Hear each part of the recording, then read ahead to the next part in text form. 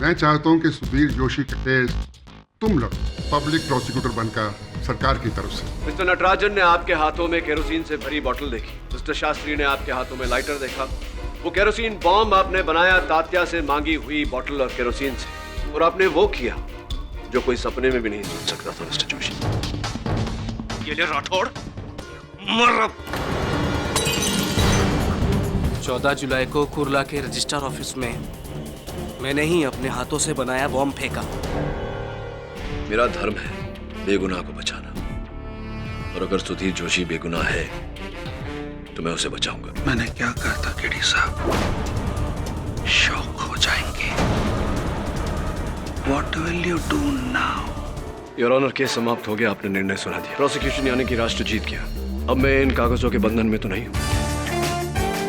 I am KD Pathak, defence attorney. Revision court में आपका case मैं लड़ूंगा, अगर आपको स्वीकार हो तो।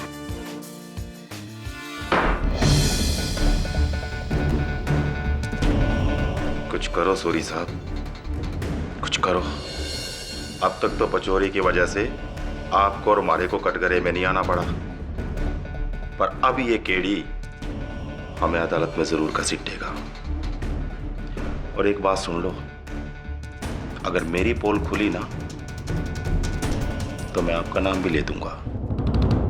दोनों भाई फंसेंगे। केडी का कोई इलाज करना होगा।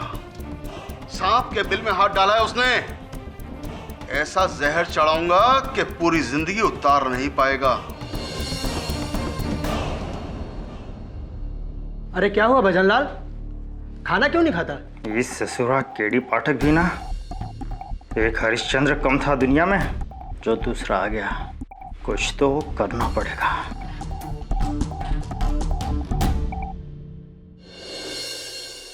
अच्छा खासा केस खत्म हो गया था, पर इस केडी पाठक की वजह से ये लोग फिर मुझे घसीटेंगे। क्यों पड़ा मैं इन सब में, क्यों?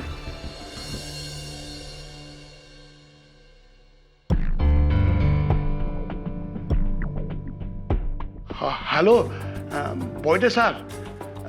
सर मैं नटराजन, 1 महीने का अर्जेंट लीव चाहिए सर। वो चेन्नई में मदर सीरियस, मेरे को अर्जेंट जाने का।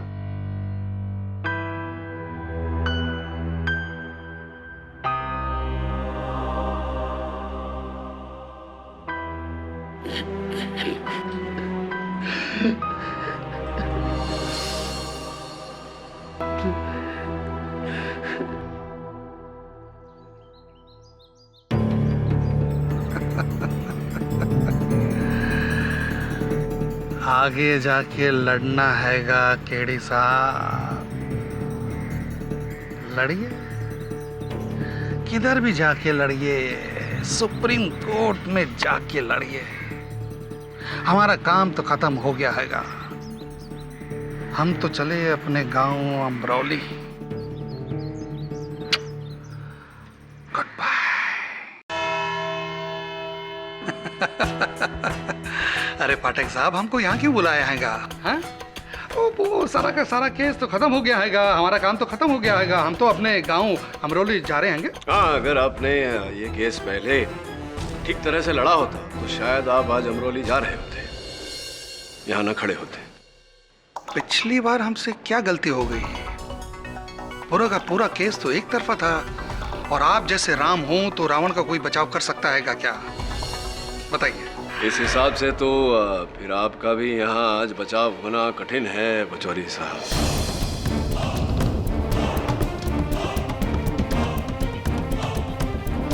समझा नहीं। समझाता हूँ ना, ये देखिए, रजिस्ट्री आपके नाम की अमरौली में जो जमीन का टुकड़ा आपने खरीदा, 2 दिन पहले ही रजिस्ट्री हुई है इसकी। हाँ, तो खेती बाड़ी के लिए रिटायरमेंट प्लान अच्छा है, इन्वेस्टमेंट भी अच्छा है। तो कितने रुपए दिए आपने इसके? 12.5 लाख रुपए। 3.5 लाख रुपए। क्यों झूठ बोल रहे हैं आप? श्यामलाल बिश्त जी जिनसे आपने ये जमीन खरीदी, उनका लिखित बयान जज साहब की मेज पर रखा हुआ है, जिसमें ये लिखा हुआ है कि आपने 12.5 लाख नकद कैश देकर ये जमीन उनसे खरीदी।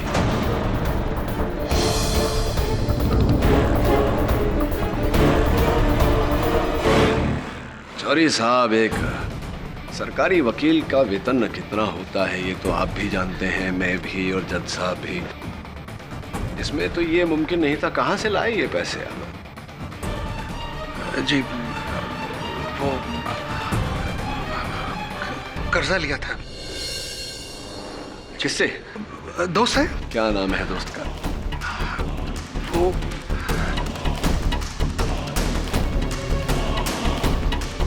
पंकज पंचामिया।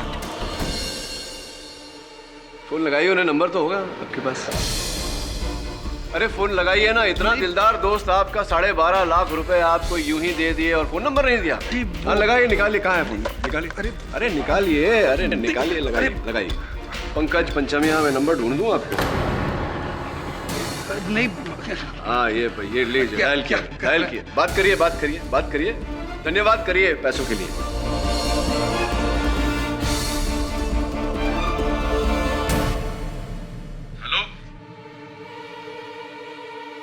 क्या हुआ? पैसे वापस मांग लिए क्या? जी वो पैसे मैंने अपने दोस्त से नहीं लिया, किसी और से लिया था।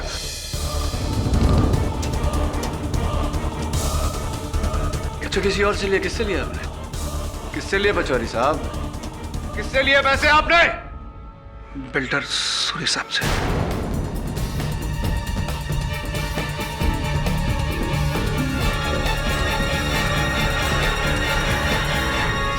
बिल्डर सूरी साहब से?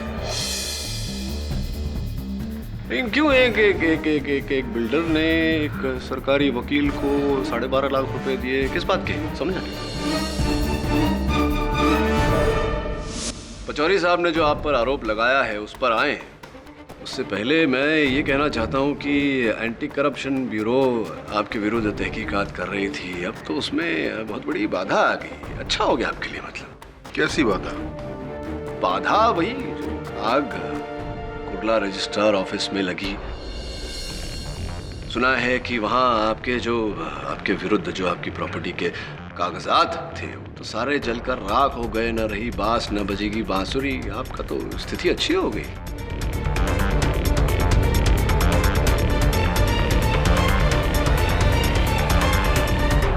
पर वो आग तो इस आदमी ने लगाई है। इस केस में मेरा कोई लेना देना नहीं है। चलिए ये बताइए कि आपने पचौरी साहब को 12.5 लाख रुपए क्यों दिए? कौन कहता है? अरे मैं उसको जानता तक नहीं, एक ढेला नहीं दिया है मैंने उसको। कम ऑन मिस्टर सूरी, आपने पचौरी साहब को 12.5 लाख रुपए दिए केस हारने के, ताकि आपके लगाए हुए आग के आरोप में सुधीर जोशी फंसे। किया कि नहीं आपने ऐसा?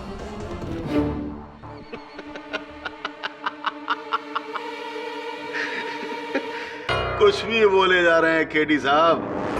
मतलब आप ये कहना चाहते हैं कि वो आग लगवाकर मैंने लोगों को मरवा दिया? जी केडी साहब, मैं कानून बहुत अच्छी तरह से जानता हूं और पढ़ा है।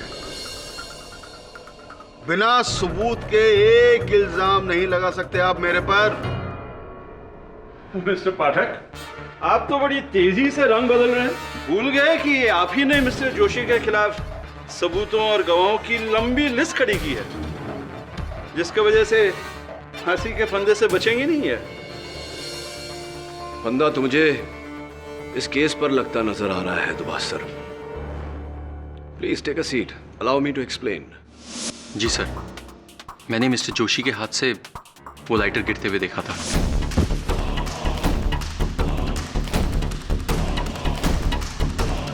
नहीं, लाइटर तो गिरते हुए देखा था, पर क्या आपने मिस्टर जोशी को उस लाइटर से वो केरोसिन बॉम्ब जलाते हुए देखा? नहीं सर, नहीं देखा। मैंने मिस्टर जोशी के हाथ में वो केरोसिन बम देखा। हाँ, लेकिन क्या आपने मिस्टर जोशी को राठौड़ साहब की खिड़की में से वो बम डालते हुए देखा? क्या बम डालते हुए देखा आपने? No, but sir. देखा या नहीं देखा? नहीं देखा सर। नहीं देखा तो हो सकता है किसी और ने कोई और बम डाला हो मिस्टर राठौड़ की खिड़की में से, हो सकता है या नहीं? 2 लोग, 2 बम। तो फिर मिस्टर जोशी के हाथ में जो बोतल थी वो कहाँ गई? सर वो बोतल मैंने वहीं झाड़ियों में फेंक दी थी। झूठ। पुलिस को झाड़ियों में कोई बोतल नहीं मिली ऑनर। बम एक ही था जो मिस्टर जोशी ने अपने घर में बनाया था योर ऑनर। उनके बच्चे का टी शर्ट इस बात का सबूत है। T shirt your honour, T shirt के बारे में पूछने के लिए मैं मिस्टर सुधीर जोशी की धर्मपत्नी मयूरी जी को कटघरे में बुलाने की अनुमति चाहता हूँ। अनुमति है। पिछली बार मैंने आपसे पूछा था कि ये कपड़े का टुकड़ा आप पहचानती हैं या नहीं, और आपने कहा था कि ये तो मेरे ही बेटे आदर्श की टी शर्ट का टुकड़ा है। पर ये बड़े तिकड़े कसं काय गेलं? जी हाँ, वो मेरे ही बेटे आदर्श के टी शर्ट का टुकड़ा है। क्षमा चाहता हूँ, पिछली बार एक प्रश्न आपसे पूछा नहीं था, इस बार पूछ लेता हूँ। ये टी शर्ट नया था या पुराना? जी नया है, एक हफ्ते पहले ही खरीदा था। बस एक हफ्ते पुराना, almost brand new. Your honour, अगर कोई पिता अपने बेटे का टी शर्ट नष्ट करके अपने ही किसी उपयोग में लाना चाहता है तो वो अपने बेटे की पुरानी टी शर्ट यूज करेगा, ना कि नहीं। और ये टी शर्ट योर ऑनर बिल्कुल नया था। तो क्या आप कहना चाहते हैं कि ये टी शर्ट किसी और ने चुराया? क्या बात है दुबाश सर, आपने तो मेरे मन की बात पढ़ ली। आप पहली मंजिल पर रहती हैं? जी। कपड़े कहाँ सुखाती हैं आप? खिड़की के बाहर। खिड़की के बाहर। तो इसका अर्थ ये हुआ कि बहुत आसान है किसी के लिए वहां से आपके कपड़े चोरी करके ले जाना। जी हाँ, हो सकता है।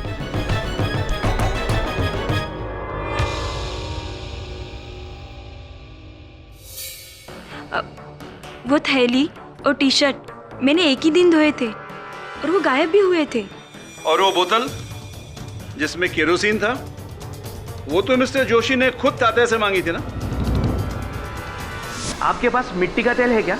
मिट्टी का तेल मतलब घासलेट? हाँ हाँ हाँ, और अगर कोई पुरानी बोतल हो ना तो वो भी चाहिए। अच्छा हुआ आपने तात्या की याद दिला दी मुझे। पिछली बार उनसे वार्तालाप अधूरी रह गई थी, इस बार पूरी कर लेते हैं। तात्या जी, आपसे पिछली बार मैंने पूछा था कि सब जरा जोर से बोलिए। पिछली बार मैंने आपसे पूछा था आपकी आंखों के बारे में। आपकी आंखों की रोशनी कम हो गई है, ठीक से दिखता नहीं है आपको, राइट? याद है आपको? हाँ याद है, मगर साहब मुझे तो साफ साफ दिखाई देता है। साफ साफ दिखता है? नहीं तात्या जी, आपको साफ साफ नहीं दिखता। अंधेरे में तो आपको कुछ भी नहीं दिखता। इसीलिए उस रात को जो व्यक्ति केरोसिन और बोतल मांगने आया था आपके पास, आपने सुधीर जोशी समझ के उसे गलत पहचाना है। साहब, आप कौन होते हो ये बोलने वाले कि मेरे को अंधेरे में साफ दिखाई नहीं देता? मुझे अंधेरे में साफ दिखाई देता है। रॉकेट लेने ये सुधीर ही आया था। अच्छा जी। तो चलिए साबित करिए। योर ऑनर, मैं अदालत से दरख्वास्त करता हूं कि कुछ समय तक अदालत की बत्तियां बंद कर दी जाए। Permission granted. Thank you your honour. Lights off please. आइए।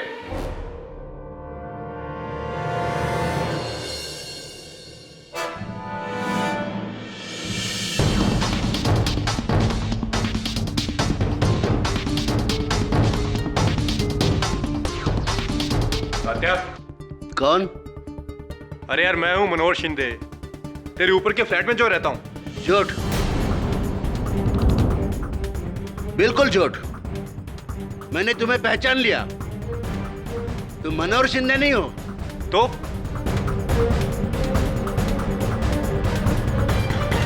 तुम वही पुलिस इंस्पेक्टर हो जिसने सुधीर को गिरफ्तार किया था। मैं तुम्हारा चेहरा साफ साफ देख सकता हूं। तुम हो inspector Dave.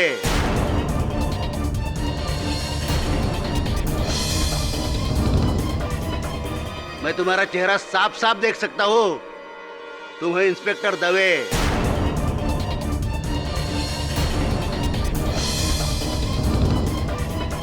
Lights on please. Thank you mister Pathak for your experiment. Tatya ने जब 15 फुट दूरी से अंधेरे में इंस्पेक्टर दवे को पहचान लिया, तो उस रात अपने घर के दरवाजे पे 2 फुट की दूरी पे क्या वो मिस्टर जोशी को नहीं पहचान पाते?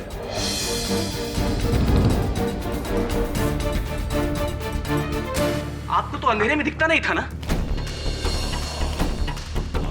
अब कैसे दिखने लगा? उस रात मिस्टर जोशी ही गए थे योर ऑनर तात्या के घर बोतल और केरोसिन मांगने, और उन्होंने तात्या से इस बात को अपनी पत्नी से छिपाने के लिए कहा था क्योंकि इनके मन में खोट थी। बोलिए मिस्टर जोशी।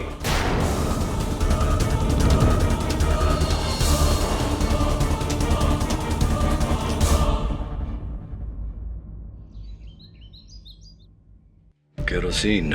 उस रात सिर्फ 3 फुट की दूरी से तात्या मुझे नहीं पहचान सके थे, सिर्फ 3 फुट। स्लेट। और कल अचानक उनकी आंखें इतनी तेज हो गई कि इतनी दूरी से उन्होंने इंस्पेक्टर दवे का बैच पढ़ लिया। रॉकेल। ऐसा कैसे हो सकता है? ये तो कोई चमत्कार है। मिट्टी का तेल। केरोसिन को अलग अलग नामों से बुलाया जाता है। महाराष्ट्र में उसे घासलेट या रॉकेल। वरुण, उस रात जो व्यक्ति तात्या के पास गया था, आपके पास मिट्टी का तेल है क्या? मिट्टी का तेल मतलब घासलेट? उसने मिट्टी का तेल मांगा था, जबकि तात्या और सुधीर जोशी दोनों महाराष्ट्रियन हैं। तो घासलेट या रॉकेल क्यों नहीं मांगा? मिट्टी का तेल क्यों? इन शब्दों का प्रयोग क्यों किया? मैं कुछ समझा नहीं। इसका अर्थ यह हुआ कि जो व्यक्ति सुधीर जोशी का रूप लेकर गया था वो मराठी नहीं है। Accountant Natarajan, builder Suri, manager Rathore या गवाह शास्त्री, इनमें से कोई भी हो सकता है। Anything is possible.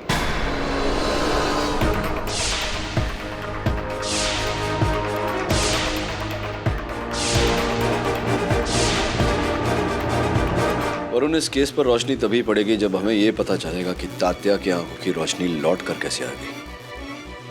मैं मनोहर शिंदे ऊपर वाले फ्लैट में रहता हूँ ना। अच्छा मनोहर, अरे कैसा है तू? बिल्कुल ठीक। तू मनोहर शिंदे नहीं है तो फिर घर के अंदर कैसे आ रहे? तुम्हें अंधेरे में ठीक से दिखाई नहीं देता है ना तात्या? आप कौन होते हो ये बोलने वाले कि मेरे को अंधेरे में साफ दिखाई नहीं देता? मुझे अंधेरे में साफ दिखाई देता है। रॉकेट लेने ये सुधीर ही आया था। समय उससे मिलता हूँ, शायद कुछ पता चल जाए। Yeah, do that. Right, sir.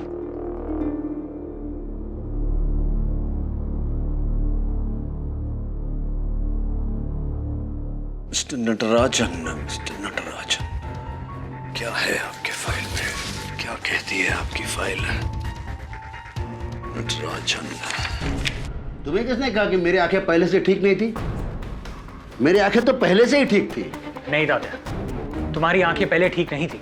तुमने रातों रात कैटरैक्ट का ऑपरेशन करवाया। ये तुम्हें कैसे पता चला? ये मोटा काला चश्मा,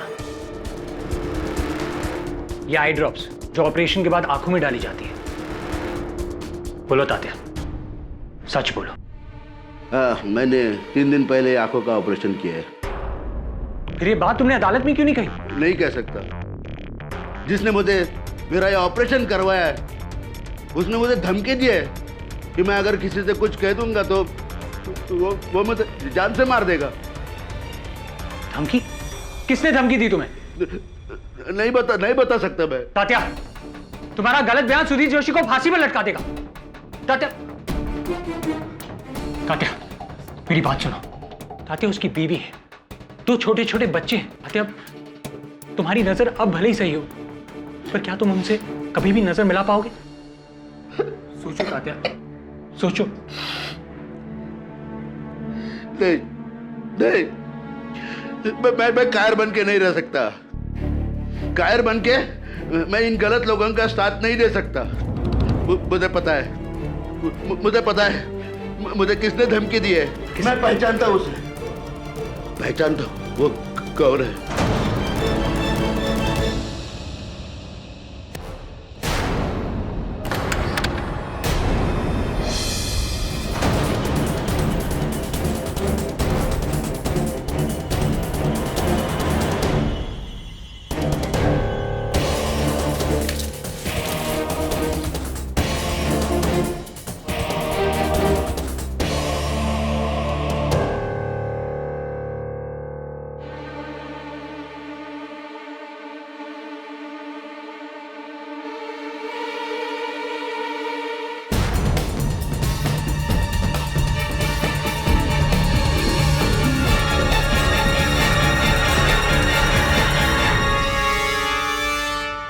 स्वीकार कीजिए वचन सिंह जी कि आप ही ने मेरे ऑफिस में वो केरोसिन बॉम्ब फेंका था।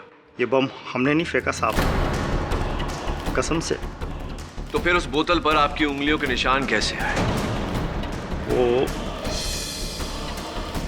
और केवल इतना ही नहीं योर ऑनर, मेरे ऑफिस की बाहर की दीवार पर इन्हीं के पंजे का निशान पाया गया है। ये रही फिंगरप्रिंट की रिपोर्ट। क्यों किया आपने ये कांड, बताइए। साहब, हम आपको डराना चाहते थे ताकि आप ये केस छोड़ दें और सुधीर जोशी को फांसी हो जाए। क्यों? क्योंकि जोशी के ईमानदारी के भूत से सब परेशान थे। न तो खुद खाता था और न ही डिपार्टमेंट में किसी को खाने देता था। अगर वो केस जीत जाता तो फिर आ जाता हमारी छाती पे दाल उगलने। तो इसीलिए आपने अपने ही कार्यालय में आग लगाई और सुधीर को फंसाया? नहीं साहब, उस दिन मैं छुट्टी में था, मैं ऑफिस आया ही नहीं था। हमने नहीं लगाई थी वो आग। लेकिन तात्या के घर तो तुम ही गए थे वो केरोसिन और बोतल लेने। नहीं साहब, वो घासलेट मैंने नहीं लिया था, वो किसी और ने लिया होगा। वही जिसने रजिस्ट्रार ऑफिस में आग लगाई और जिसने हमें भेजा आपके ऑफिस में आग लगाने को। अच्छा, किसने भेजा आपको? जिसके लिए हम काम करते थे, मिस्टर राठौड़।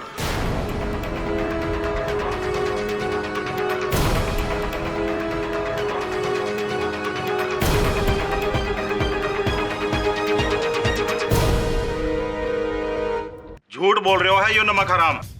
सर, मैंने ना भेजा इसको आपके ऑफिस। इस राठौड़, क्या तात्या भी झूठ बोल रहे हैं? तात्या?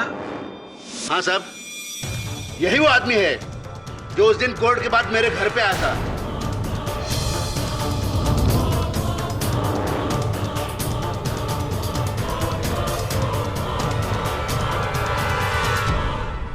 केड़ी को पता चल गया है कि तेरी आंखें कमजोर हैं बुड्ढे, और उस रात को तूने जोशी को नहीं किसी और को देखा था। इससे पहले कि अगली पेशी में ये बात वो सबके सामने उठाए,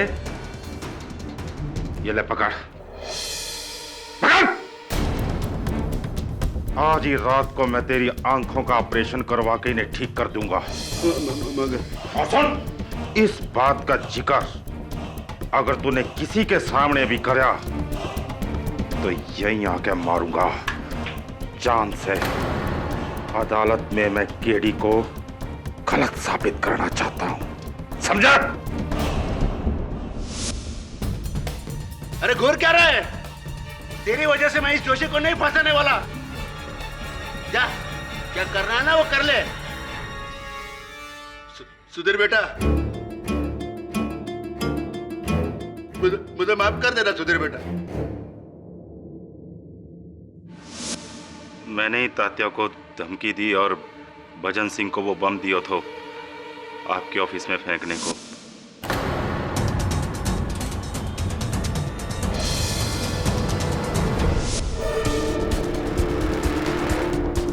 क्योंकि मैं चाहता था कि किसी भी तरह यह आग का केस जोशी पे टिका रहे, क्योंकि अगर ये केस उससे हटता तो बात माथे पे आ जाती।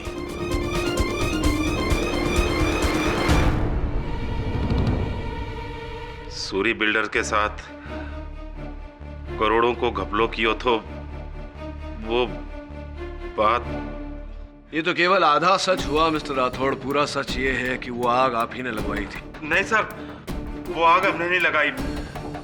मैं तो ऑफिस में नहीं था सर। मुझे आप पर संदेह इस कारण से हो रहा है क्योंकि आपने पहले फोन करके सुधीर को 1 बजे वहां बुलाया और फिर आप अचानक लंच करने चले गए। जब आपके दफ्तर में आग लगी तो सब लोग वहां मौजूद थे, आप ही नहीं थे वहां, क्योंकि आप जानते थे कि वहां आग लगने वाली है। और सुधीर को आपने इस कारण बुलाया था ताकि आग लगाने के आरोप में ये बेचारा फंस जाए। तो एक काम कर, ऑफिस आ जा, मैं तेरे को समझाता हूँ। 1 बजे आ जा। ठीक है, आता हूँ।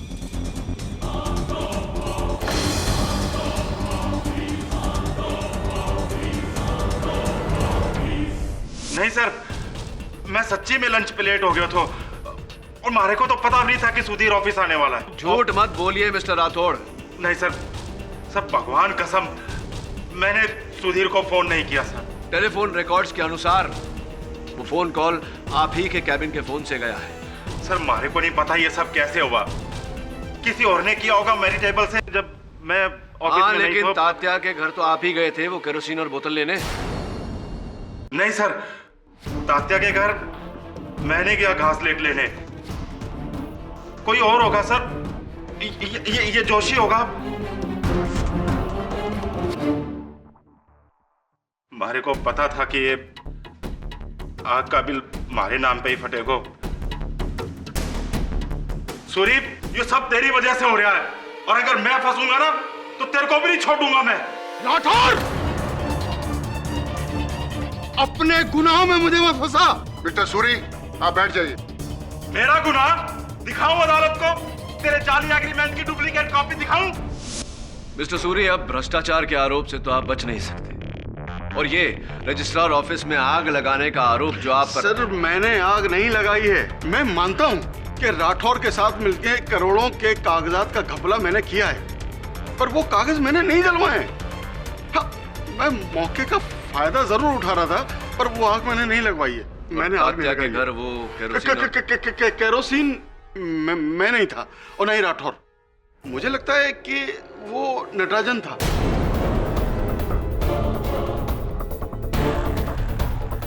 अच्छा, क्यों ऐसा लगता है? मुझे राठौर बता रहे थे कि पिछले महीने वो नटराजन की जगह किसी और को प्रमोशन देने वाले थे। ये बात सुनकर नटराजन ने राठौर के साथ झगड़ा किया और धमकी भी दी थी।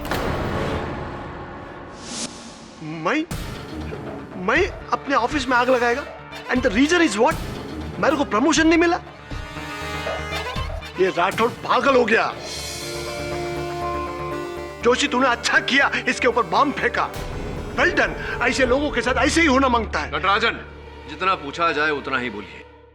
ये बताइए कि जिस समय आग लगी उस समय आप अपने सीट पर नहीं थे, कहाँ थे आप? मैं वो लंच करने गया था। लंच में गए थे? लंच तो आप घर से लाते हैं और रोज अपनी मेज पर ही लंच करते हैं। फिर जिस दिन आग लगने वाली थी उसी दिन आप अपने मेज पर नहीं थे। क्यों? क्योंकि आप जानते थे कि आग लगने वाली है, इसलिए दफ्तर से बाहर चले गए। मैं अपने चेयर पे इसलिए नहीं था क्योंकि मैं बोइडे साहब के पास गया था। क्यों? मिस्टर शास्त्री का एग्रीमेंट को लेकर। मिस्टर शास्त्री का एग्रीमेंट लेकर? हाँ सर, मिस्टर शास्त्री हमारा साहब बोइडे के पास कंप्लेंट लेके गया मिस्टर राठौड़ का, घूस मांगने का कंप्लेंट, और मैं विटनेस बनकर गया था उनके साथ। अब समझ में आ रहा है मुझे आपकी ऑफिस पॉलिटिक्स। कहीं ऐसा तो नहीं कि राठौड़ साहब से बदला लेने के लिए आपने अपने दफ्तर में आग लगाई हो? तात्या के घर से वो बोतल, और क्या था बोतल में? केरोसिन। नो, मैंने आग नहीं लगाया सर, आपको गलतफहमी है।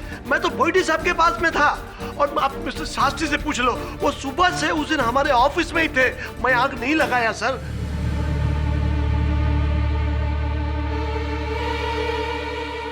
मिस्टर शास्त्री, आपने मिस्टर राठौड़ के विरुद्ध घूसखोरी की कंप्लेंट की थी। जी हाँ, राठौर मुझसे रजिस्ट्रेशन अमाउंट कम करवाने के लिए 20,000 रुपए की रिश्वत मांग रहा था। इसीलिए मैंने मिस्टर नटराजन को गवाह बनाकर उनके बॉस के सामने कंप्लेन करने को कहा। दरअसल मैं रजिस्ट्रार ऑफिस इसीलिए आया था, और अचानक जोशी से टकरा गया। राइट, और आपने कहा था कि आपने इनके हाथों में केवल लाइटर देखा और कुछ नहीं था इनके हाथ? नहीं, और कुछ नहीं था। पर आपने तो ये साबित कर दिया ना कि मिस्टर जोशी के हाथ में लाइटर के साथ साथ एक मिट्टी के तेल से भरी बोतल भी थी। एक्सक्यूज मी, काय से भरी बोतल? मिट्टी के तेल से। राइट।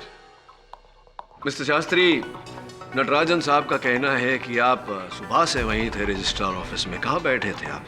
मिस्टर राठौड़ की टेबल पर? हाँ जी। फिर तो उनकी टेबल पर रखा हुआ फोन आपके हाथों के बिल्कुल करीब रहा होगा। जी, तो इसका अर्थ यह होता है कि आप ही ने सुधीर जोशी को फोन करके वहां बुलाया।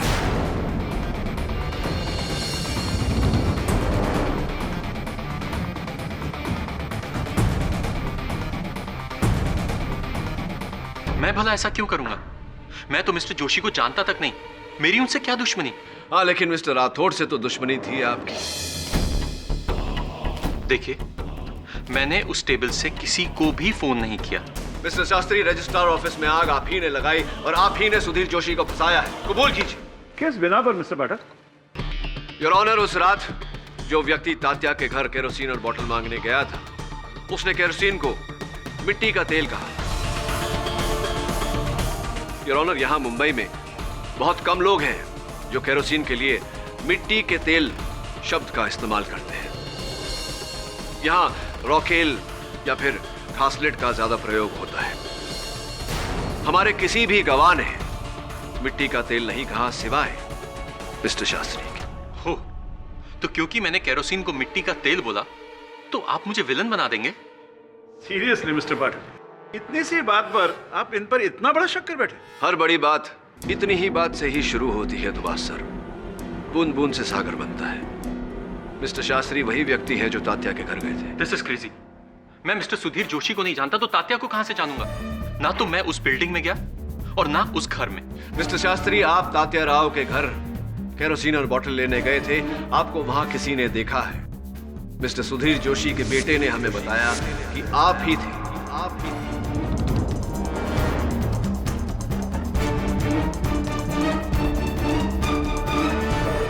तो ये नई जानकारी आपको कैसे मिली और कब? ये जानकारी बहुत पहले से है मेरे पास दुबास सर। सुधीर जोशी के बेटे ने इन्हें ही देखा था उस रात। मैं नहीं था, मैं उस बिल्डिंग में गया ही नहीं। और देखिए, आप जबरदस्ती मुझे इस केस में क्यों घसीट रहे हैं? मैं सिर्फ एक गवाह हूं, सरकार की मदद के लिए यहां पर खड़ा हूं। और आप? लेकिन इस बच्चे ने इन्हें देखा कहां से? अपने दरवाजे की आड़ से। और उनका दरवाजा ठीक तात्या राव के दरवाजे के सामने है। आप ही थे मिस्टर शास्त्री। नामुमकिन। उस बच्चे को जरूर धोखा हुआ है। अगर आप उस बिल्डिंग में नहीं गए तो सुधीर जोशी का बेटा क्यों बोल रहा है कि आप ही थे तात्या राव के घर के सामने? देखिए, मैं बोल रहा हूं ना आपको, मैं वहां पर नहीं था। वो बच्चा झूठ बोल रहा है। बच्चे झूठ नहीं बोलते, झूठ आप बोल रहे हैं मिस्टर शास्त्री। आप गए थे उस रात तात्या राव के घर वो केरोसिन और बॉटल लेने। आप ही ने केरोसिन को मिट्टी का तेल कहा था। आप ही ने फंसाया है सुधीर जोशी को। वो बच्चा झूठ बोल रहा है। मैं बोल रहा हूं ना आपसे। जब बच्चा कह रहा है कि उसने आपको तात्या राव के दरवाजे के सामने देखा था, आप कह रहे हैं कि वो आपको देख नहीं सकता। क्यों ऐसा कह रहे हैं आप? ये हो ही नहीं सकता, क्योंकि मिस्टर जोशी का घर कॉरिडोर के उस तरफ है और बीच में बहुत बड़ी दीवार है और दीवार के इस तरफ तात्या का घर है। तो बच्चा दीवार के आर पार कैसे देख सकता है? बताइए।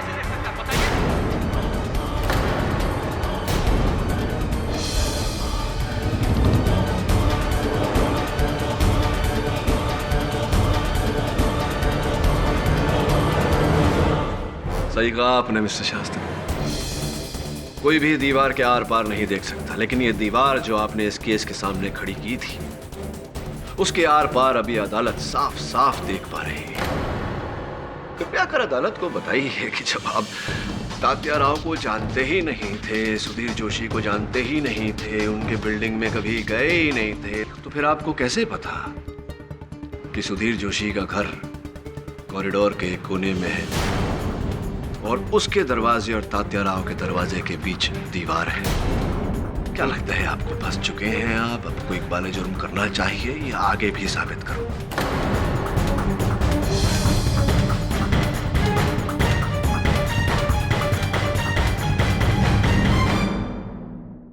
कई दिनों पहले जब मैं मिस्टर राठौर के ऑफिस में बैठा था अपने फ्लैट की रजिस्ट्री के लिए, तो उन्होंने मुझ पर जरूरत से ज्यादा टैक्स लगाया। जब मैंने एतराज किया तो उन्होंने मुझे धुतकार दिया। उसी समय मिस्टर जोशी वहां पर आए थे। वो मैं ही था जिसे राठौर ने ऑफिस से बाहर जाने के लिए कहा था।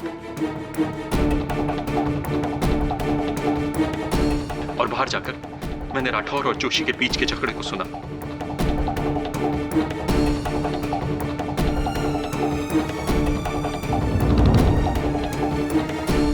उसके बाद जब राठौर ने मुझे फोन करके रिश्वत मांगी तो मेरा खून खौल गया। देख भाई, अगर तू अपनी रजिस्ट्रेशन और स्टैंप ड्यूटी में कुछ कम करवाना चाहता है तो तेरे को खर्चा तो करना पड़ेगा। और या मैं एक आम आदमी बैंक से लोन लेकर, अपने गांव की जमीन बेचकर, अपनी बीबी के जेवरात गिरवी रखकर पाई पाई जमा करने के बाद भी राठौर जैसे कर्मचारियों का शिकार होते हैं। और वहीं दूसरी ओर सूरी जैसे अरबपति बिल्डर, जिनका एक दिन का खर्चा मेरी जिंदगी भर की कमाई से भी ज्यादा हो सकता है। राठौर जैसे लोग उन्हें करोड़ों की छूट देते हैं।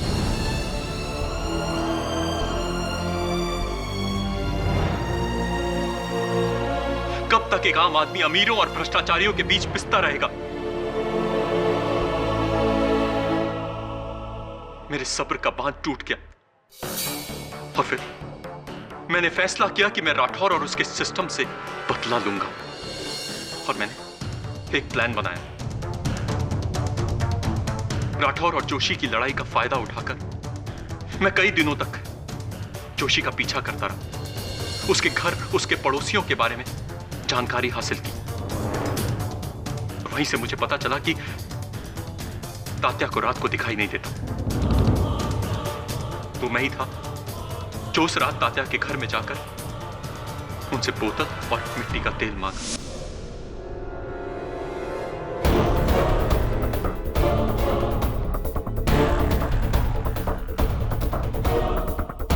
और फिर मैंने जोशी की बालकनी में जाकर सूखते हुए कपड़ों में से वो टी शर्ट और वो थैली निकाली और एक क्रूड बॉम्ब बनाया।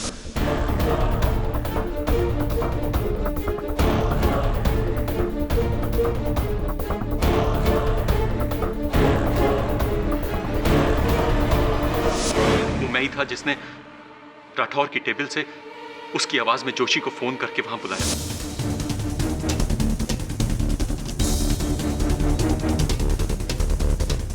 उस दिन जब जोशी बिल्डिंग के पीछे गया तो मैंने खिड़की से वो दूसरा बम फेंका।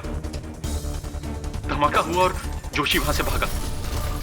मैं जानबूझकर जोशी से टकराया ताकि उसके खिलाफ गवाह बन सकूं। और फिर झाड़ियों में पड़ी उस बोतल को भी मैंने गायब कर दिया।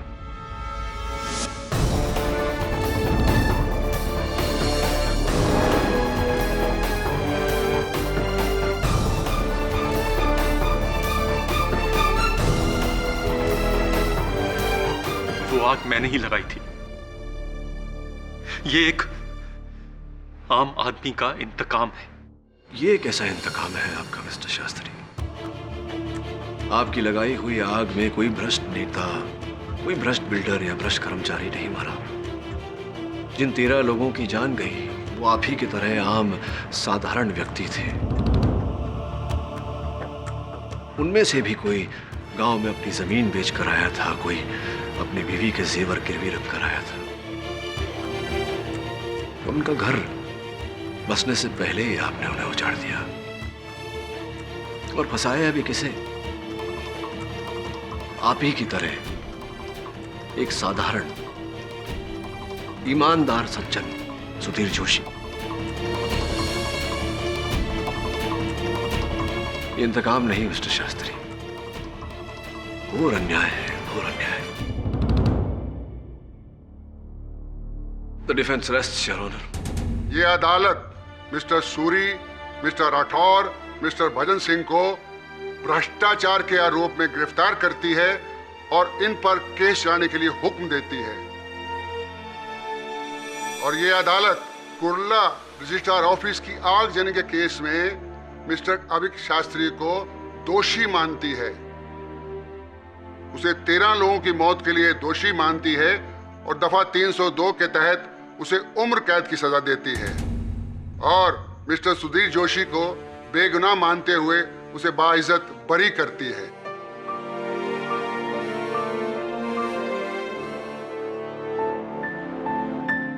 Case is closed.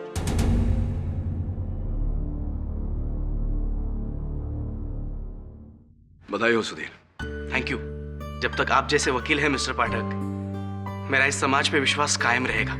हम आपका शुक्रिया अदा कैसे करें सर? भ्रष्टाचार के विरुद्ध अपनी ये जंग जारी रखकर इस समाज की अदालत का सबसे बड़ा केस हम केवल एकजुट होकर ही जीत सकते हैं। Am I right or am I right?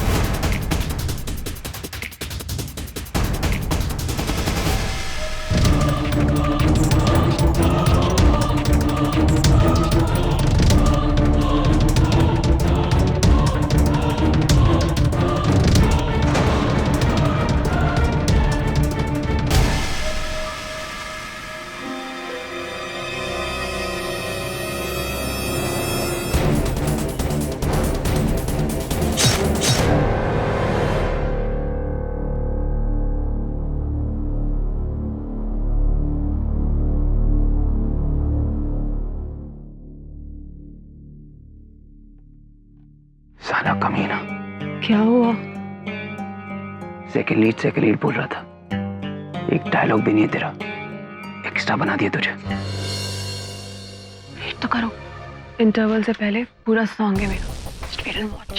देखता हूँ, अगर नहीं आया ना तो छोड़ूंगा नहीं साले को। चुप करो, सब लोग सुन लेंगे। सर जी, मूवी तो अच्छी चल रही है। देखिए, लोग भी एंजॉय कर रहे हैं।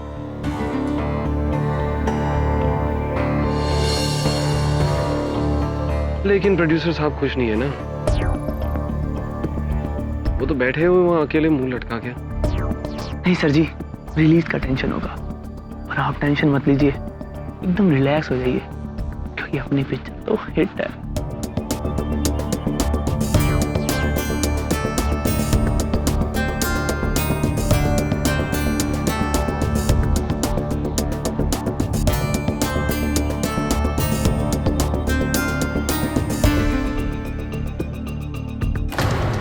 बोला था ना मैंने तुझे, कोई सॉन्ग नहीं आएगा तेरा। बेवकूफ बनाया उसने तुझे। पवन श्रीवास्तव, झूठ बोला तूने मेरी स्टोरी को। गजेन प्लीज। किधर है सॉन्ग? फैसल, बाहर निकालो इससे। नहीं छोड़ूंगा। छोड़ूंगा नहीं तुझे। फैसल, से बाहर निकालो। छोड़ो मुझे। बाहर निकालो इसे। तुझे जान से मारूंगा। छोड़ो मुझे। जान से मारूंगा तुझे। नहीं छोड़ूंगा। छोड़ो मुझे। नहीं छोड़ूंगा मैं उसे। उसे मेरी गर्लफ्रेंड को झूठ बोला है।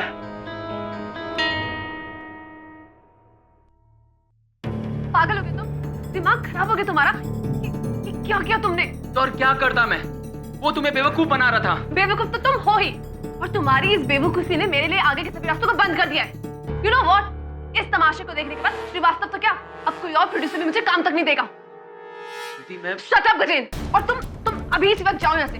और हाँ, तुम तो उससे माफी मांगने से रहे, लेकिन कोई बात नहीं, मैं तुम्हारे बिहाफ पर उससे माफी जरूर मांग लूंगी। ओके, अब just leave from here. Sweety, Don't talk to me, Gajen. Sweety.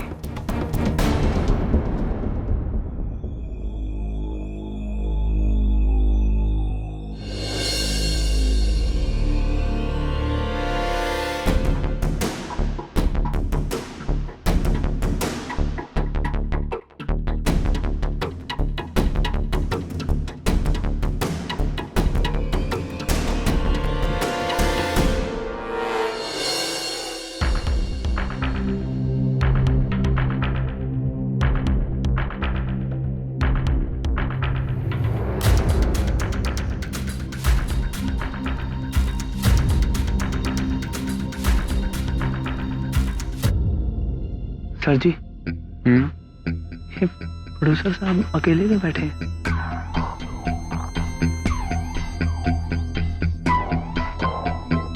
Plan तो होगा स्वीटी के साथ बैठना, उसका बॉयफ्रेंड आ गया तो इनका पचका हो गया। ये लड़कियों का चक्कर ना किसी दिन श्रीवास्तव को ले डूबेगा।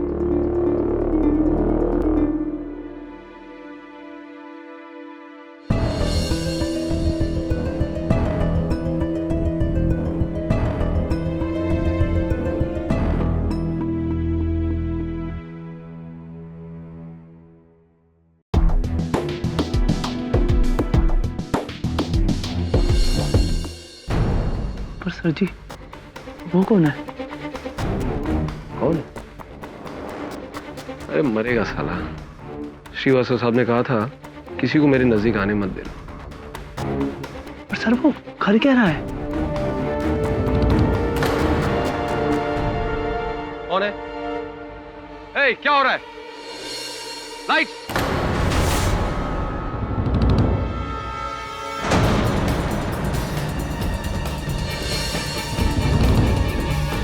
सर ये वही है जो झगड़ा कर रहा था, वही है सर ये। फैजल, पकड़ो पकड़ो इसे।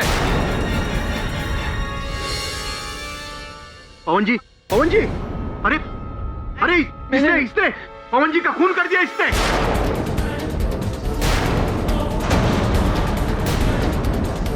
कोई पुलिस को बुलाओ, मैं इसे पकड़ के रखा हूँ। पुलिस को बुलाओ जल्दी। मैंने नहीं मारा जी, मैंने नहीं मारा। अरे पहले से मारा है। इतने सारे गवाह हैं, नहीं मारा है पवन जी को। अरे बुलाओ कोई पुलिस को। नहीं नहीं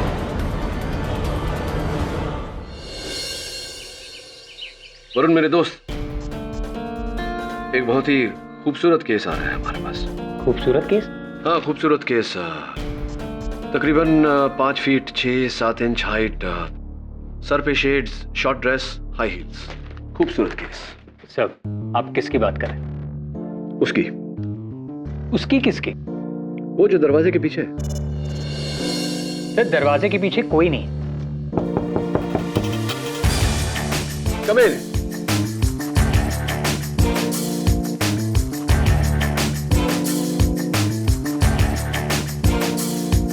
मिस्टर केडी पाठक।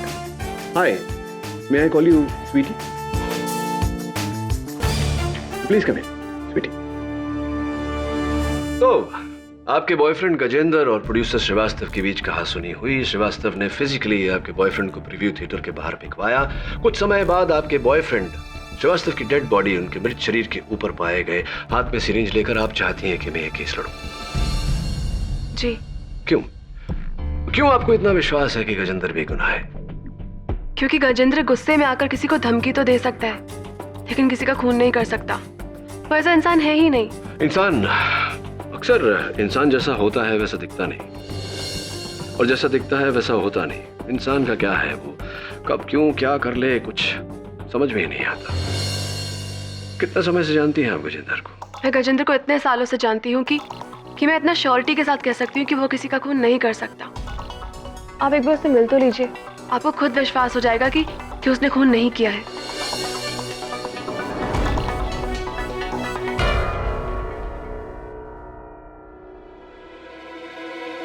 ओके। सब इसके बारे में आपको कैसे पता चला? अखबार में केस की रिपोर्ट छपी है, और ये केस इतना विचित्र है कि कोई वकील इसे लेना नहीं चाहता। कौन बचा? केडी पाठक। केडी साहब, मैं सिर्फ इतना कह सकता हूँ कि मैं स्वीटी से बहुत प्यार करता हूँ, और ऐसा कोई काम नहीं करूँगा जो मुझे उससे दूर ले जाए। और आप ही सोचिए, अगर मैं उन्हें मारना चाहता तो सबके सामने झगड़ा कर कर अपने लिए मुसीबत क्यों मोल लेता? गए क्यों थे श्रीवास्तव के घर? क्या करने गए थे? मुझे बाद में अपनी गलती का एहसास, और स्वीटी के खातिर मैं उनसे माफी मांगने गया। वहां जाकर जब मैंने देखा,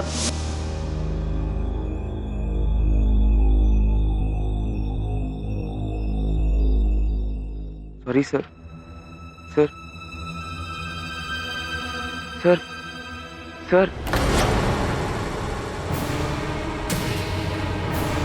राइट।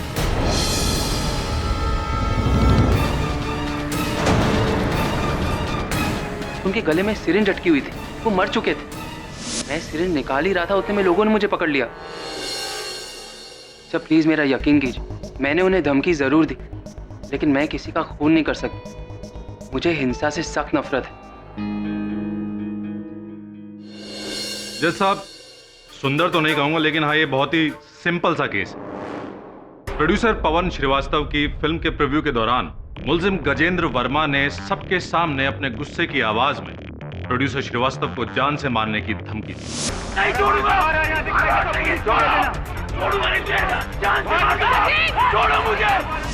इसके बाद मुलजिम गजेंद्र वर्मा को बेइज्जत करके जब थिएटर से बाहर निकाला गया तो उसने जहर का इंजेक्शन मार के प्रोड्यूसर श्रीवास्तव की हत्या कर दी।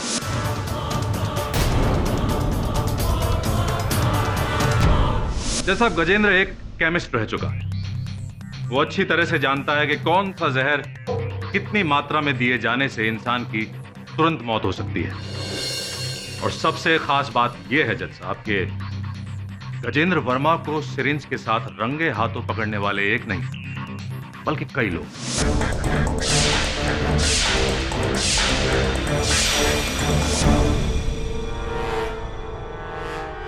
भरद्वाज, आपकी दलील के अनुसार गजेंद्र निश्चय बना कर गए थे श्रीवास्तव जी को मारने का। तो अपने साथ वो जहर और सिरिंज भी लेकर गए होंगे। तो जाकर के मार देते श्रीवास्तव जी को। फिल्म के मध्यांतर में इन्हें श्रीवास्तव जी के साथ चिल्ला चिल्ला कर बहस करके लोगों का ध्यान अपनी ओर आकर्षित करने की क्या आवश्यकता थी?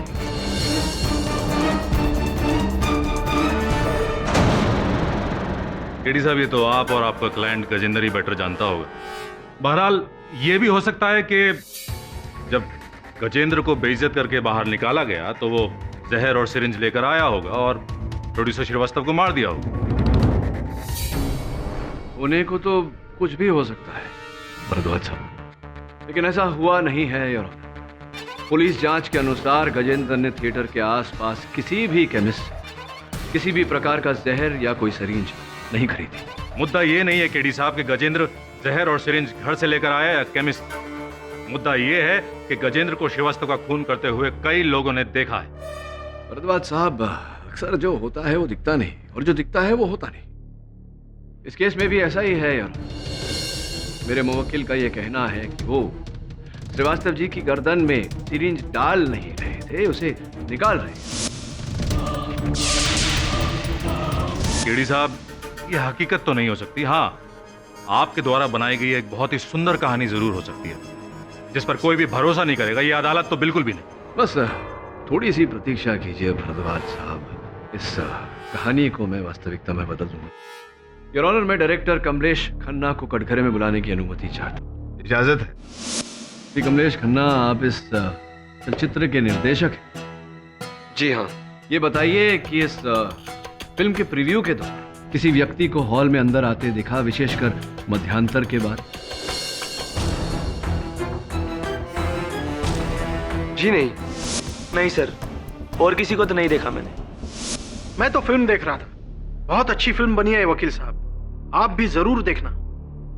बहुत ही सुंदर केडी साहब, आपकी दलीलों में मजा तो बहुत आ रहा है, लेकिन क्या है कि अदालत का कीमती वक्त भी बर्बाद हो रहा है।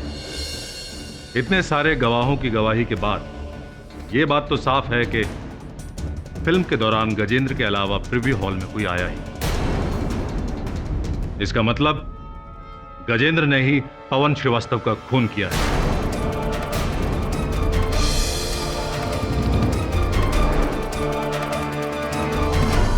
इतनी जल्द नतीजे पर पहुंचने से पहले भरद्वाज साहब जरा सोच लीजिए कि ये किसी मासूम की जिंदगी का सवाल है।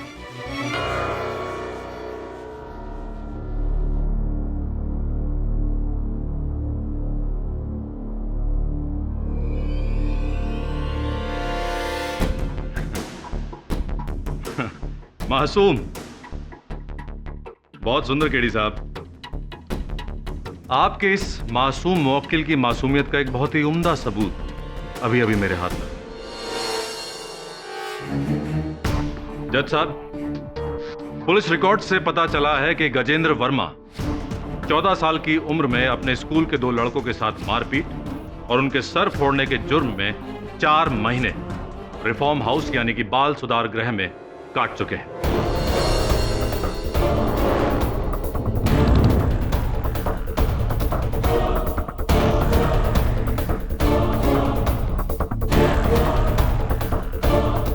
और उससे भी सुंदर बात यह है कि बाल सुधार गृह से निकलने के बाद भी जनाब सुधर नहीं पाए। सर प्लीज मेरा यकीन कीजिए, मैंने उन्हें धमकी जरूर दी, लेकिन मैं किसी का खून नहीं कर सकता। मुझे हिंसा से सख्त नफरत है।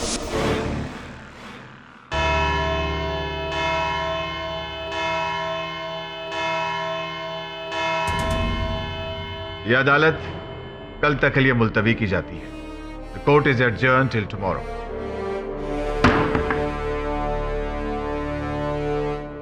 हर कोई जानता है जितना मैं हिंसा से नफरत करता हूं उससे कहीं ज्यादा झूठ से नफरत है मुझे। क्या सोचकर झूठ बोला तुमने मुझे गजेंद्र? क्या कहा था तुमने?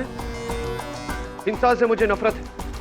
ये सब क्या था जो कोर्ट में बताया? सर मैंने आपसे कभी झूठ नहीं कहा। हाँ, बचपन में नादान में मुझसे गलती हो गई थी, जिसकी सजा मैंने 4 महीने रिफॉर्म हाउस में रहकर बिताए। ये 4 महीने मिले नर्स से भी बदतर थे। रिफॉर्म हाउस से बाहर निकलते ही मैंने डिसाइड कर लिया कि मैं कभी हिंसा का सहारा नहीं लूंगा। तो प्लीज मेरा यकीन कीजिए, मैंने खून नहीं किया। और कुछ है, कोई बचपन की बात या जवानी की बात जो तुमने मुझे बताई ना हो? प्लीज बता दो। नहीं सर, और कुछ भी नहीं। तो श्रीवास्तव यहाँ बैठा था और श्रीवास्तव के इर्द गिर्द बाकी के लोग बैठे थे इन सीट्स पर। अगर इनमें से कोई श्रीवास्तव की तरफ बड़ा होता, थैंक यू, तो इन लोगों में से उसे अवश्य किसी ने देखा होता। बाहर इन दरवाजों से कोई अंदर आया होता, तब भी यहाँ बैठे लोगों में से किसी ने उसे देखा होता, जैसे कि गजेंद्र को देखा।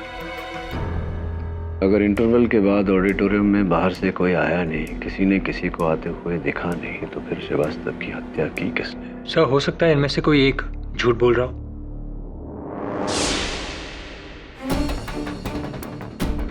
अरुण,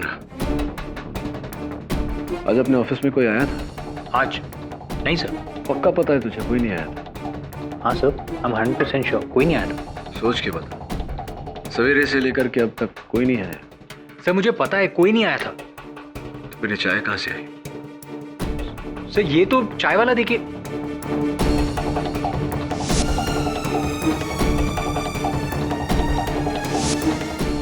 एग्जैक्टली। कि ऑडिटोरियम में भी कोई ऐसा व्यक्ति आया था जो हमेशा वहां से आता जाता रहता है, लेकिन कोई उसकी तरफ ध्यान नहीं देता। सुनील, आप उस थिएटर में अशर हैं, प्रवेशक हैं। जी सर। लोगों को उनकी सीट दिखाने के अतिरिक्त आप वहाँ जलपान, स्नैक्स, कोल्ड ड्रिंक्स इत्यादि भी बेचते हैं। जी सर। तो ये बताइए कि उस दिन उस फिल्म के मध्यांतर के बाद आप थिएटर के अंदर गए थे? जी नहीं सर। सोच के बता। जी सर, मैं सच कह रहा हूँ सर। इंटरवल के बाद सर मैं काउंटर पर ही था सर, मैं अंदर गया ही नहीं सर। ठीक है, बैठिए। Thank you sir. खन्ना साहब, जरा सोच कर बताइए, क्या आपने उस दिन फिल्म के मध्यांतर के बाद हॉल के अंदर किसी को घूमते हुए देखा था? ऑब्जेक्शन जज साहब, बार बार सवाल पूछे जाने से सच्चाई बदल नहीं जाएगी। केडी साहब गवाह पर जोर डाल रहे हैं। Objection sustain. केडी, सवाल दोहराओ मत। क्षमा चाहता हूँ और मेरा दूसरा सवाल, खन्ना साहब, क्या आपने उस दिन मध्यांतर के बाद सुनील अशर को, प्रवेशक को, हॉल के अंदर देखा? ऑब्जेक्शन जज साहब। ओवररूल्ड। KD continue. देखा था? देखा था या नहीं सुनील को? खन्ना साहब बताइए। केरी साहब, सच बताऊं तो मैं इतना नर्वस था कि होश में नहीं था। उस वक्त अगर अशर हुआ भी तो मैंने नोटिस नहीं किया। आप नर्वस थे, आपने नोटिस नहीं किया। जी हाँ, बैठिए। जी, थैंक यू। नहीं सर, मैंने अशर को कहीं नहीं देखा। हाँ सर, मुझे याद आ रहा है, उस दिन इंटरवल के बाद अशर वहां पर आया था।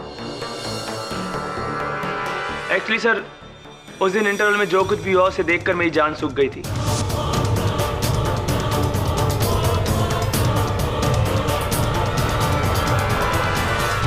और झगड़ा खत्म होते होते इंटरवल खत्म हो गया और मूवी भी शुरू हो गई थी सर। और मुझे प्यास लगी थी लेकिन मैं बाहर जा नहीं पाया, इसलिए मैंने चारों तरफ नजर घुमाई और वहां मैंने अशर को पाया। हेलो, अजीब आदमी, लेकिन उसने मेरी तरफ ध्यान नहीं दिया और चला गया।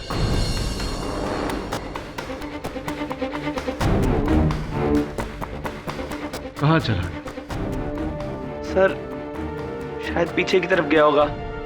एक्चुअली मैंने ध्यान नहीं दिया। साहब मैंने पहले भी कहा मैं नहीं था। अरे ऐसे कैसे नहीं थे? अभी अभी उस फिल्म के असिस्टेंट डायरेक्टर ने अपने कथन में कहा है कि उन्होंने आपको देखा था हॉल के अंदर। आप कह रहे हैं कि आप नहीं थे, ऐसा कैसे हो सकता है? साहब जब मैं अंदर गया ही नहीं तो फिर कोई मुझे कैसे देख सकता है? कितने अशर है तुम्हारे थिएटर में? साहब वैसे तो 2 है, लेकिन उस दिन दूसरा छुट्टी पे गया था, मैं अकेला ही ड्यूटी पे था। एक अगर उस दिन छुट्टी पर था तो स्पष्ट बात है कि जिसको देखा है असिस्टेंट डायरेक्टर साहब ने वो आप ही थे, आप ही हॉल के अंदर थे। नहीं साहब, मैं भगवान की कसम खा के कहता हूँ, मैं उस दिन हॉल में नहीं था। मैं तो इंटरवल के बाद पूरी फिल्म खत्म होने तक थिएटर के बाहर ही था, अंदर गया ही नहीं। थिएटर के बाहर थे? थिएटर के बाहर क्या कर रहे थे? नहीं बोलिए, थिएटर के बाहर क्या कर रहे थे? कार पार्किंग में मैं अपनी गर्लफ्रेंड मीना से बात कर रहा था। वैसे चलो कुछ समय के लिए मान लेते हैं कि तुम अपनी गर्लफ्रेंड मीना से बात कर रहे थे, तो फिर असिस्टेंट डायरेक्टर ने जिसे देखा वो कौन था? केडी साहब, वो कोई नहीं था। वो सिर्फ और सिर्फ एक वहम है, भ्रम है। हॉल में कोई आया ही नहीं था। आया था भरद्वाज साहब। अशर भले ना आया हो, लेकिन अशर के कपड़ों में कोई व्यक्ति अवश्य आया। भाई बहुत सुंदर केडी साहब, ये तो आपने एक नई कहानी शुरू कर दी। शुरू नहीं की, इसी कहानी को खत्म करने का समय आ गया है भरद्वाज साहब। और इस कहानी का आखिरी पार्ट उस थिएटर का वॉचमैन, योर ऑनर। आपका नाम? दुर्योधन प्रसाद साहब। दुर्योधन प्रसाद साहब। Order order. साहब नहीं साहब, साहब तो आप हैं, मैं सिर्फ दुर्योधन प्रसाद ही हूँ। अच्छा, तो दुर्योधन जी ये बताइए कि उस थिएटर के वॉचमैन द्वारपाल आप हैं? जी साहब। आपने उस फिल्म के मध्यांतर के बाद किसी को अंदर जाते हुए देखा? नहीं साहब, इंटरवल के बाद तो कोई आता ही नहीं साहब। पर हाँ, याद आया, एक आदमी को अंदर जाते हुए देखा था मैंने। तुम्हें कैसे मालूम है कि वो बाहर का आदमी था? क्योंकि वो आदमी थिएटर से बाहर आया ही नहीं, क्योंकि आया था तो इंटरवल के बाद ही आया था। और ये बात आप इतने विश्वास के साथ कैसे कह सकते हैं? साहब, वो आदमी इंटरवल खत्म होने के बाद अपनी गाड़ी में आया और गाड़ी हॉल के बाहर उसने पार्क कर दी। जब मैंने उससे कहा गाड़ी अंदर पार्क कर दो, तो वो मुझे अंग्रेजी में सेटअप करके चला गया। और ये जो आदमी इंटरवल के बाद अंदर घुसा था, ये बाहर कभी आया? इसे बाहर आते देखा? नहीं साहब, मैं उस समय चाय पीने को चला गया था। इस व्यक्ति का हुलिया कैसा? कैसा क्या मतलब? दिखता कैसा था वो? साहब, जैसे सब लोग दिखते हैं, हम आप वैसे ही था। नहीं, मेरा मतलब है व्यक्ति का कद, उसकी ऊंचाई कितनी थी? अरे जैसे सबकी होती है वैसे ही थी, हमारी और आप जैसी। अच्छा, ये बताओ कि जिस व्यक्ति को तुमने इंटरवल के बाद अंदर जाते हुए देखा था, किस रंग के कपड़े पहने थे उसने? कमीज किस रंग की पहनी थी? रंग तो अरे हर आदमी वही रंग पहनता है, जैसे आप पहने और मैं पहनता हूँ, वैसे ही रंग था। मेरे या आप? मतलब दोनों की तरह, आप जैसा और मेरी जैसा। ये बताइए कि जिस रंग की कमीज उस व्यक्ति ने पहनी थी, क्या यहाँ अदालत में किसी ने उस रंग की कमीज पहनी है? क्या वकील साहब, सबने एक जैसे कपड़े पहने, जैसे आपने और मैंने। Oh God, you're color blind. Honour, दुर्भाग्यवश ये कलर ब्लाइंड है, इन्हें रंगों की पहचान नहीं, किंतु मुझे पूरा विश्वास है कि जिस व्यक्ति को इन्होंने मध्यांतर के बाद थिएटर में जाते हुए देखा था, वही हत्यारा है। जज साहब, केडी साहब इस अदालत का वक्त बर्बाद कर रहे हैं। अरे जिस आदमी को रंगों की पहचान ना हो, जो आदमी किसी का होलिया ठीक से बयान तक ना कर सके, उस आदमी की बात का यकीन कैसे किया जा सकता है? भरद्वाज साहब, ये कलर ब्लाइंड है, पागल नहीं। आपका कहना बहुत सुंदर है केडी साहब, लेकिन ये भाई साहब कलर ब्लाइंड है, ये राज तो अभी खुला है। इनके बारे में और ना जाने कितने राज खुलने बाकी हैं। जज साहब, इस आदमी की गवाही पर भरोसा नहीं किया जा सकता। Excuse me KD sir. Your honour, अनुमति चाहता हूं। इजाजत है।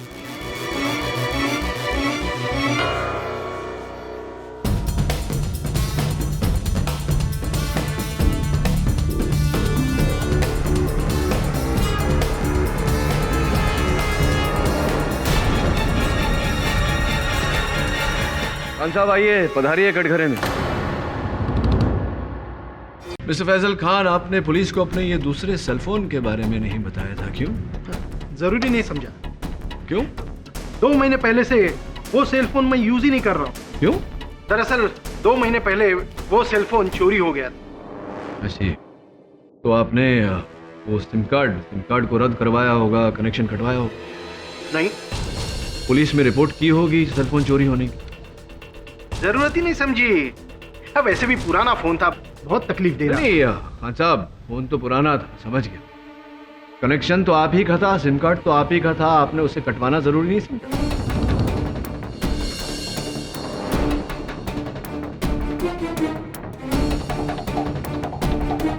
आप जानते हैं आपके उसी सिम कार्ड से पिछले 2 महीने में कितने फोन किए गए? ये होंगे, मुझे क्या, मेरे सिम कार्ड में तो बैलेंस ही नहीं था, मुझे कौन सा नुकसान। अब इसमें आपका क्या नुकसान हुआ है ये तो समय ही बताएगा खान साहब। वैसे कहाँ चोरी हो गया था आपका ऐसा? शूटिंग के वक्त खो गया। हो गया? समय पहले आपने बोला चोरी हो। किसी ने निकाल लिया होगा या कहीं कहीं पॉकेट से गिर गया होगा, मुझे क्या पता। सर जी, आपको शूटिंग के टेंशन के बारे में कुछ पता नहीं, जान हलक में अटकी रहती है। साहब, केडी साहब इस आदमी के दूसरे सेलफोन के बारे में पूछ के पता नहीं क्या प्रूव करना चाहते हैं। केडी, आपको इस आदमी पे शक है? योर ऑनर, मुझे तो शक भरद्वाज साहब पर भी है। मतलब क्या आपका? मतलब ये भरद्वाज साहब की मुझे शक है कि आप मुझे भटकाने की कोशिश कर रहे हैं। लेकिन योर ऑनर, मैं ये साबित कर दूंगा कि खान साहब के खोए हुए सेलफोन या चोरी किए गए सेलफोन और इस हत्या के केस के बीच गहरा ताल्लुक है। Your honour, the defence request for a 2-hour interview. यह अदालत 2 घंटे के लिए स्थगित की जाती है।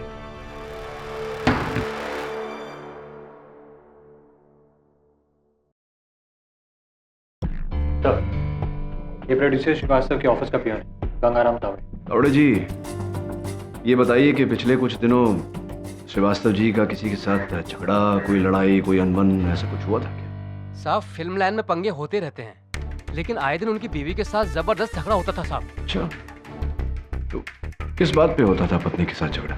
वो लड़कियों को लेकर शक करती थी, जरा जरा सी बात पे ऑफिस में पहुंच जाती थी, सबके सामने उनको उल्टा सीधा बोलती थी, उनकी फोन चेक करती थी और फोन के बिल भी चेक करती थी। और तो और साहब, हमको पैसे देती थी उन पर नजर रखने के लिए, और वो कहाँ जाते हैं, किससे मिलते हैं और कौन कौन लड़की उनके साथ घूमने जाती है। धन्यवाद, आभार इंतजार। जी साहब। वरुण, मुझे श्रीवास्तव पर संदेह हो रहा है। सोच, जिसकी बीवी इतनी शक्की हो, जो खुद इतना रंगीन मिजाज का हो, वो अपने इन रंगीले कार्यों के लिए खुफिया सेलफोन तो अवश्य रखे, क्योंकि उसकी बीवी उसके सेलफोन के बिल्स चेक करती थी। वो अपने नाम पर फ़ोन तो लेगा नहीं। मुझे पूरा विश्वास है कि फैजल खान का फ़ोन श्रीवास्तव के पास ही था। वो फ़ोन कंपनी से कुछ पता चला क्या? सर, मैंने फ़ोन कंपनी से पता किया, वो दूसरे सेलफोन से जो लास्ट कॉल किया था उसका लोकेशन श्रीवास्तव का ऑफिस ही। तो जा फिर ढूंढ, ज़्यादा समय नहीं बचा। Right sir.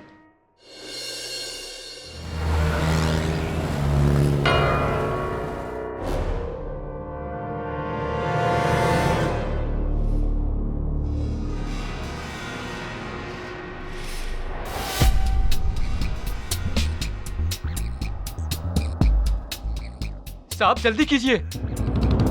तुम फिक्र मत करो, तुम्हें कुछ नहीं होगा, मुझे मेरा काम करने दो।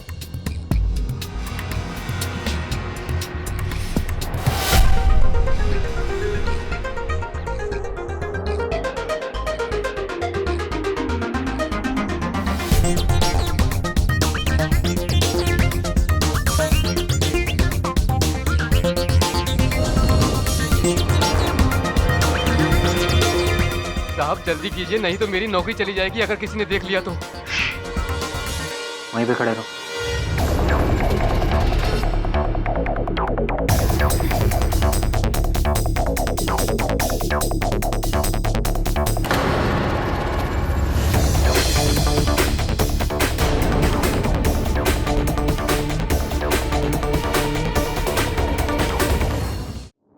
कौन साहब, इस सेलफोन को पहचानते हैं?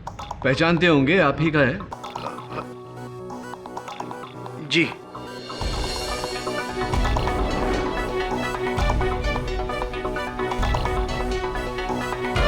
हकीकत यही है सर कि ये सेल नंबर मेरा है ही नहीं।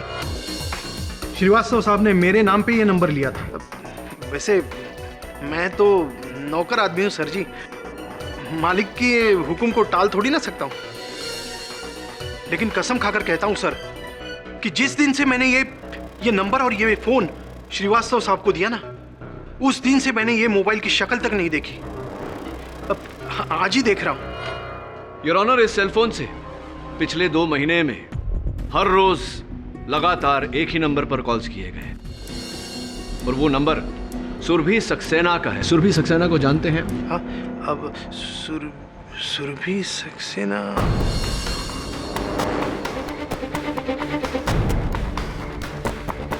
हाँ, वो उन्होंने कुछ साल पहले श्रीवास्तव साहब की एक फिल्म में सेकंड हीरोइन का काम किया था। राइट। और कुछ महीने पहले वो श्रीवास्तव साहब के ऑफिस में भी उनसे मिलने आई थी। सुरभि सक्सेना। सुरभि जी, कृपया कर अदालत को बताइए कि आप फिल्म प्रोड्यूसर पवन श्रीवास्तव को कैसे जानती थी? जी, कुछ साल पहले मैंने उनकी फिल्म में काम किया था। कुछ 2 महीने पहले आप उनके दफ्तर गई थी उनसे मिलने? जी बिल्कुल मिली थी। मुझे काम के सिलसिले में बहुत सारे प्रोड्यूसर्स, डायरेक्टर्स, कास्टिंग डायरेक्टर्स से मिलना पड़ता है। Of course. मैं गई थी उनसे मिलने। और उसके बाद दूसरी मुलाकात कब हुई उनके साथ? दरअसल उस मुलाकात के बाद जरूरत ही नहीं पड़ी। सुरभि जी, पिछले 2 महीने से श्रीवास्तव जी आपको लगातार प्रतिदिन 4-5 बार फोन कर रहे हैं और आपकी वार्तालाप मिनटों नहीं घंटों चल रही थी। आप झूठ क्यों बोल रही हैं कि आपकी बात ही नहीं हुई उनके साथ? प्लीज सच बताइए। जी, दरअसल मैं और पवन बहुत जल्द शादी करने वाले थे।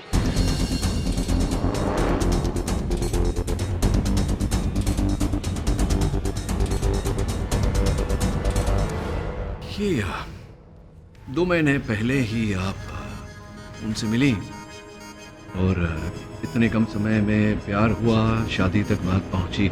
ये क्या किस्सा है, जरा विस्तार में समझाइए। एक्चुअली कई साल पहले मैंने पवन की एक फिल्म की थी और देखते ही देखते हम दोनों एक दूसरे के बहुत करीब आ गए और पवन ने एक दिन मुझसे शादी करने का फैसला कर लिया। लेकिन मेरे पति की जिद के कारण मुझे मुंबई और ये फिल्म इंडस्ट्री छोड़नी पड़ी और उसके बाद पवन से भी कांटेक्ट छूट गया। लेकिन कुछ महीने पहले मेरे पति की डेथ के बाद मैं वापस मुंबई आ गई और फिर से फिल्मों में काम करने की सोची और इसी सिलसिले में एक बार फिर मेरी मुलाकात पवन से हुई।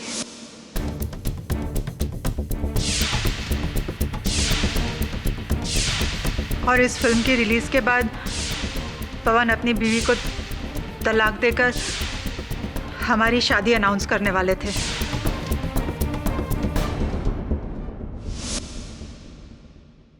सुरभि जी, आपके पतिदेव के निधन पर हम शोक जताते हैं। और कौन कौन है आपके परिवार में? जी, मेरा बेटा भूषण। भूषण को आपके इस विवाह से कोई आपत्ति या कोई एतराज तो नहीं? नहीं, बिल्कुल नहीं। इनफैक्ट भूषण और पवन एक दूसरे को बहुत पसंद करते थे। तो इस समय क्या व्यस्तता है आपके सुपुत्र की, क्या करते हैं? जी, वो एक एनजीओ रन करता है। अभी ब्लड डोनेशन कैंप में बिजी है। He is a social worker.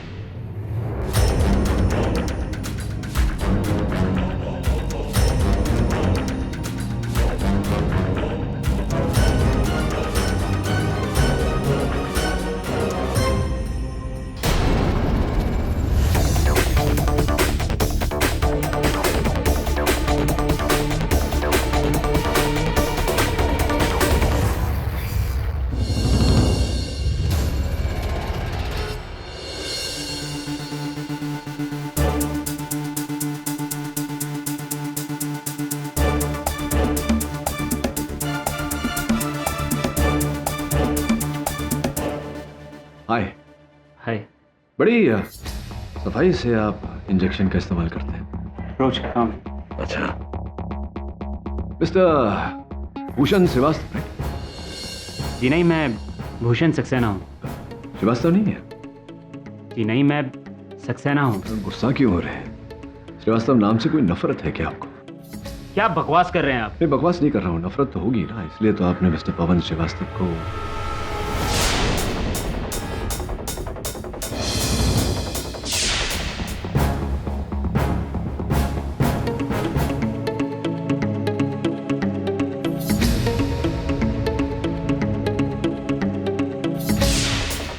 जाइए, मुझे और भी काम है।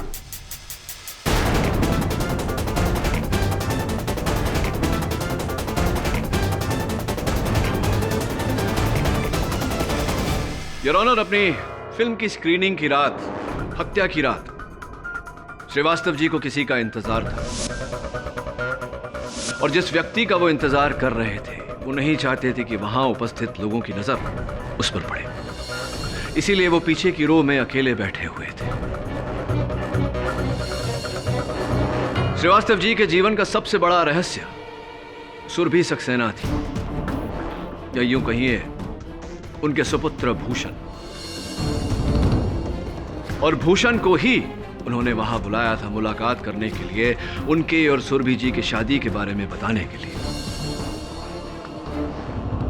भूषण के इतिहास को टटोलने के बाद हमें पता चला कि लिटरेचर में एमए करने के बावजूद उनकी दिलचस्पी समाज सेवा में थी।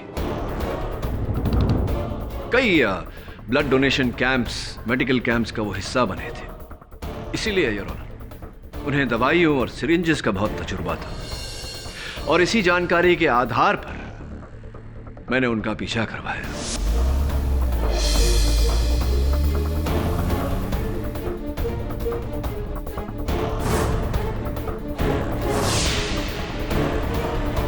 मेरे सहायक वरुण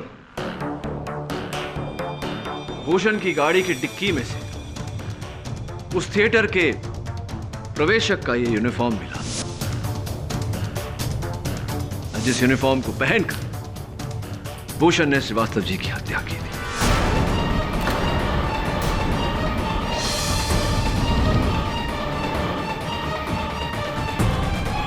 केडी साहब, केडी साहब, आपकी इस एक्साइटिंग स्टोरी का अंत काफी बोरिंग रहा।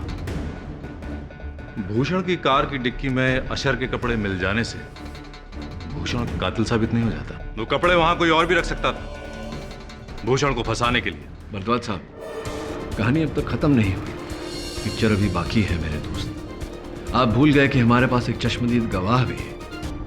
योर ऑनर, मैं इस केस के इकलौते गवाह उस थिएटर के वॉचमैन दुर्योधन प्रसाद जी को कटघरे में बुलाने की अनुमति चाहता हूं। दुर्योधन प्रसाद साहब, अदालत को यह बताइए कि उस रात जिस व्यक्ति को आपने मध्यांतर के बाद थिएटर में घुसते हुए देखा था, जिसने आपको क्या कहा था?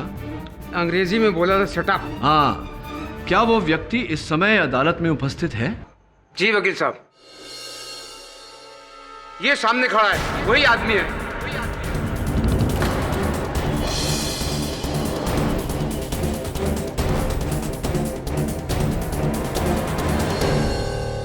योर ऑनर, जब से मेरी माँ ने उस पवन श्रीवास्तव से शादी करने का फैसला लिया था, तभी से मेरे दिल में नफरत का बीज पनपने लगा।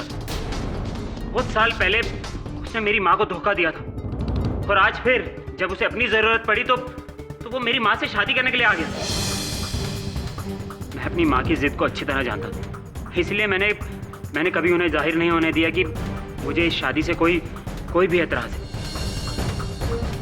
लेकिन दिल ही दिल में मैं उसके लिए नफरत बढ़ाता जा रहा था, और ये नफरत की इंतहा थी कि जब मुझे पता चला कि इस फिल्म के बाद श्रीवास्तव और मेरी माँ अपने संबंधों को दुनिया के आगे जाहिर करने वाली, और तभी मैंने सोच लिया कि इस फिल्म की स्क्रीनिंग के बीच में ही मैं उसे खत्म कर दूंगा। श्रीवास्तव ने मुझे इस फिल्म की स्क्रीनिंग के लिए बुलाया था। मैं आया तो था, लेकिन इंटरवल के बाद।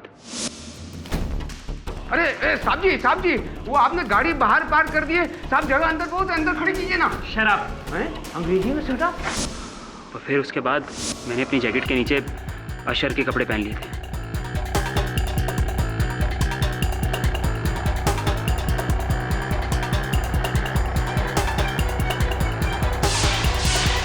अंधेरे में मैं श्रीवास्तव के पास पहुंचा।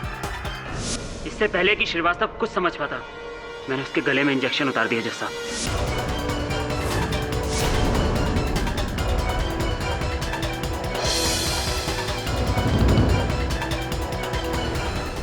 श्रीवास्तव को मार के मैं वहां से चुपचाप बाहर निकल गया। और फिर योर ऑनर गजेंद्र ने श्रीवास्तव जी को वहां देखकर उनकी गर्दन से वो इंजेक्शन निकाला। उसी समय डायरेक्टर खन्ना वहां आ गए और उन्होंने शोर मचाया।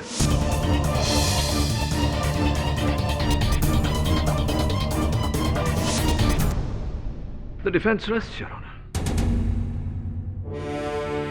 तमाम गवाहों और सबूतों को मद्देनजर रखते हुए यह अदालत गजेंद्र वर्मा को निर्दोष पाते हुए उसे बाइज्जत बरी करने का हुक्म सुनाती है और भूषण सक्सेना को दोषी पाते हुए उसे गिरफ्तार करके उस पर केस चलाने का आदेश देती है। The case is closed.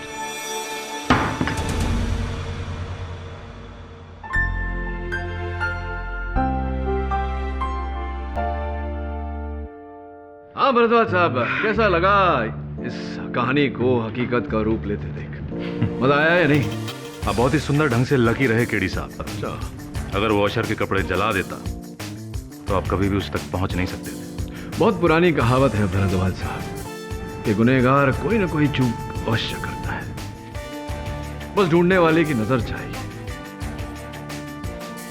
जो चुप रहेगी जुबान खंजर, लहू बोलेगा आस्तीन।